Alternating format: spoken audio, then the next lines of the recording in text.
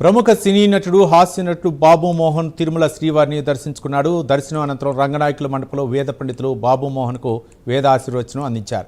TTD అధికారులు స్వామివారి పట్టు వస్త్రంతో సత్కరించి తీర్థ ప్రసాదాలు అందజేశారు. ఈ సందర్భంగా ఆయన మాట్లాడుతూ ప్రస్తుతం తాను నటించిన 15 సినిమాలు నిర్మాణ దశలో ఉన్నాయని, వాటిలో 8 విడుదలకు సిద్ధంగా ఉన్నాయని బాబు మోహన్ తెలిపారు. వెంకటేశ్వర స్వామి ఆలయంలో ఉన్నాను. తిరుపతి ఒక షూటింగ్ కోసం వచ్చాను. నిన్నటితో అయిపోయింది.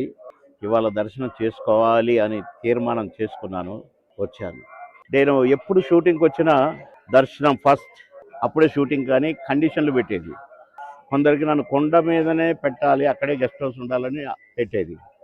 ఈ మధ్య ఒక 5-6 సంవత్సరాలు నేను దర్శనానికి రాలేదు. ఎందుకు రాలేదంటే నన్ను తీసుకెళ్ళి స్వామి దగ్గర నిలబెడుతున్నారు, బాబు అంటున్నారు, అయిపోతుంది వెళ్ళిపోతున్నారు. అయ్యో పాపం, నడిచి వచ్చారే భక్తులు. పాపం బాబుమోహన్ శ్రీరామన వాళ్ళ భక్తికి నేనేమైనా అంతరాయమా ఏంటి, అయితే నేను పోవద్దు అనుకున్నా. కానీ ఈ మధ్య నేను 2 months బ్యాక్ వచ్చినప్పుడు ఏమైనా కానీ దర్శనానికి పోవాల్సిందే అనుకున్నా. ఈసారి ఏ పని నుండి వచ్చినా దర్శనం చేసుకోవాల్సిందే, వెంకటేశ్వర స్వామిని కలవాల్సిందే అనుకున్నా. సరే వచ్చాం, దర్శనం చేసుకున్నాం.